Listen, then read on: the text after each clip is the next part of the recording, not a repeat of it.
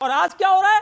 आज Donald Trump, जिसके प्रचार में मोदी जी वहां पहुंचते थे कि अब की बार ट्रंप सरकार, वो 12 बार हमारे मुंह पे थूक रहा है। वो कहता है कि भाई सीज फायर मैंने करा है, मैंने ट्रेड का लालच देके करा दिया है। बोला ट्रंप हमारे मुंह पे थूक रहा है। बिल्कुल थूक रहा है, दोस्ती के मुंह पे थूक रहा है जो मोदी जी ने की है। दोस्ती के मुंह पे, दोस्ती के मुंह पे थूका जा रहा है।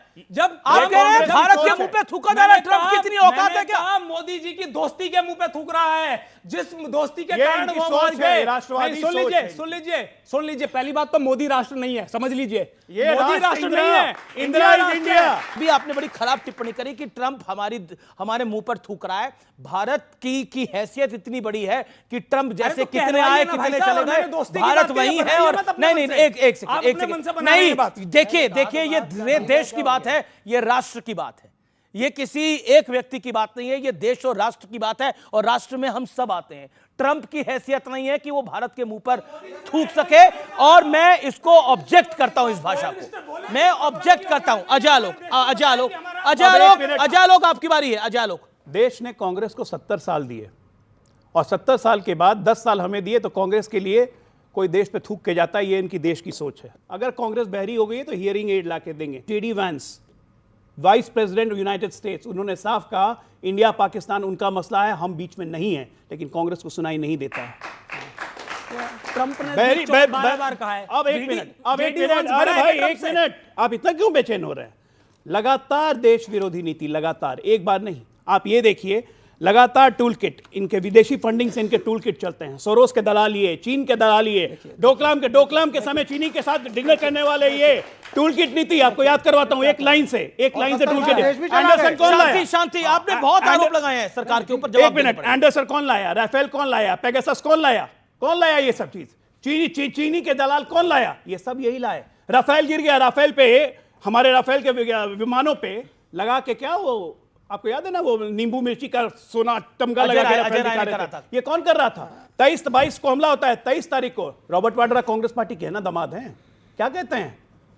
इसलिए मारा हिंदुओं को धर्म पूछ के, क्योंकि यहां पे मुसलमानों पे बहुत जुल्म हो रहा है। क्या ये सही बात है? इस देश में ऐसे व्यक्तियों की जगह होनी चाहिए। अमीर जी, मैं एक शब्द आपके ऑडियंस से और देश की जनता से पूछना चाहूंगा।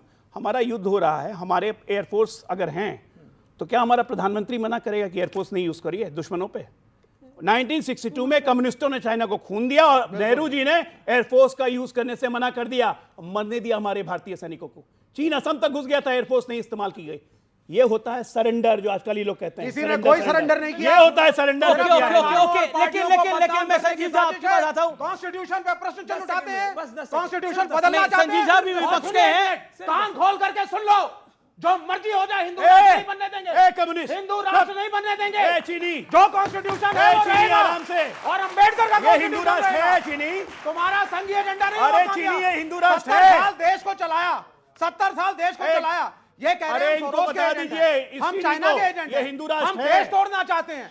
70 साल देश लेकिन संजीव झा, ये बात बताइए, जब नरेंद्र मोदी को नरेंद्र सरेंडर कहा जाता है, और हमने एक स्नैप पोल कराया जिसमें देश की जनता ने एक तरफा बोला कि राहुल गांधी का यह बयान गलत है, यह बयान असहनीय है, ऐसा देश के प्रधानमंत्री के बारे में नहीं बोला जा सकता।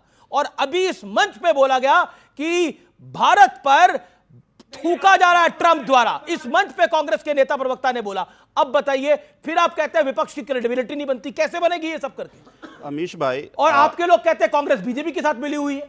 अमीश भाई, अदम गोंडगी भी एक जन कवि थे। उन्होंने कहा कि आंखों पर पट्टी रहे, अक्ल पर तारा रहे, अपने साहेब वक्त का यूं मर्तबा आला रहे, है ना। एक जनसेवक को दुनिया में दम क्या चाहिए, 4-6 चमचे, माइक और टीवी रहे। एक बात बताइए, आपने 3 बातें कही। पहली बात आपने कहा कि नया नॉर्म है, नए तरीके हैं। मैं बिल्कुल मानता हूं कि नए तरीके हैं, और तरीके 11 साल में कैसा रहा। याद कीजिए 2014 प्रधानमंत्री जी ने क्या कहा था? सबका साथ, सबका विकास। साथ तो सबका ले लिया, विकास एक आदमी का हुआ, देश का विकास नहीं हुआ। फिर कहा उन्होंने टीम इंडिया। टीम इंडिया का मतलब क्या था? कि अलग अलग राज्यों से अगर सरकार जीती, उसके साथ मिलकर देश को आगे बढ़ाएं। अलग अलग विपक्षों की सरकार को उन्हें कमजोर करने की, जेल भेजने की तमाम वो साजिशें करी जो नहीं होना चाहिए था, तो फिर देश को कमजोर करने की साजिश की। अब मैं आता हूं, आप कहते हैं ऑपरेशन सिंदूर के बारे में, बिल्कुल ठीक किसी प्रवक्ता ने कहा कि एक बात बताइए, ऑपरेशन सिंदूर से पूरे देश सदमे में था और पूरे देश एकजुट था, विपक्ष एकजुट था कि कार्रवाई होना चाहिए। विपक्ष की सर्वदलीय बैठक, प्रधानमंत्री गायब, तो फिर वो नॉन सीरियस है ना, या चुनाव प्रचार के लिए बिहार चले गए। इससे बड़ा शर्मनाक क्या हो सकता है? या तो विपक्ष का अपमान कर रहे थे या वो नॉन सीरियस थे।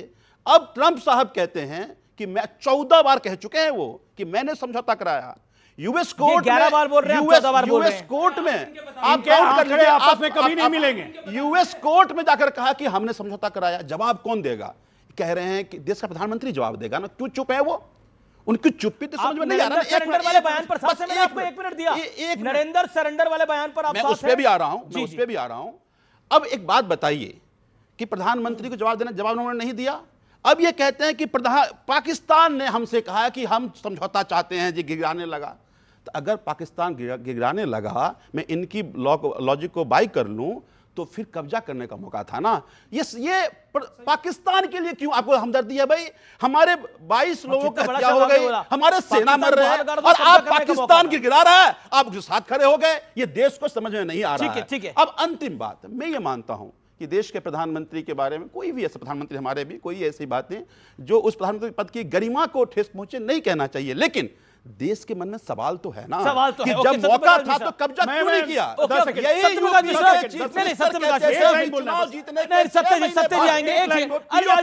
मेरी रिक्वेस्ट को मानिए सत्यप्रकाश मिश्रा, एक सेकंड। सत्यप्रकाश जी के परमिशन से एक जी, लाइन, जी, बस जी। एक लाइन।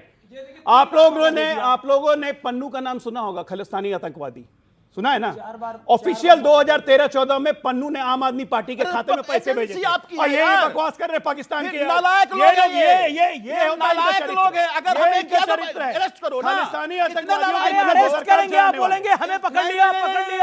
अगर आप बोलते थे केजरीवाल जी को गिरफ्तार करके दिखाओ, करके दिखाओ, तो 14 साल हो इन्हें गए। मत बोला करो, इसका करके दिखाओ। मतलब ये सबको देश पिटवाने सुरक्षित लगे हाथ में रहते नहीं हैं। है। एक ऑपोजिशन ये को मेरी आरोप लगाएंगे, सरकार अनसॉलिसिटेड पे एडवाइस कार्रवाई है, करो। बिन मांगी सलाह है, बीजेपी को मत बोला करे ये करके दिखाओ। इन्होंने बोला राम मंदिर करके दिखाओ तो मानेंगे, राम मंदिर बना दिया। 370 हटा के बताओ तो मानेंगे, ट्रिपल तलाक हटा के बताओ तब मानेंगे। ये तीनों हो गए।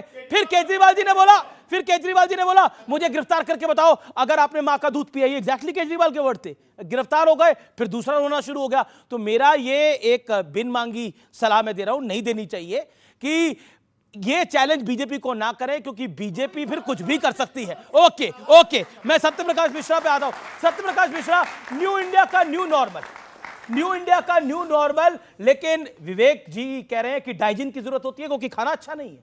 देखिए, उनको खाना कभी अच्छा भी दिया था और डाइजिन भी दिया था तो पचा नहीं पाए। क्योंकि देखिए अभी क्या है माहौल, अभी चमकते रहेंगे गालिब के जूते, अभी नक्काद और पॉलिश कर रहे हैं। ये भारत अभी और चमकेगा। ये जो तमाम लोग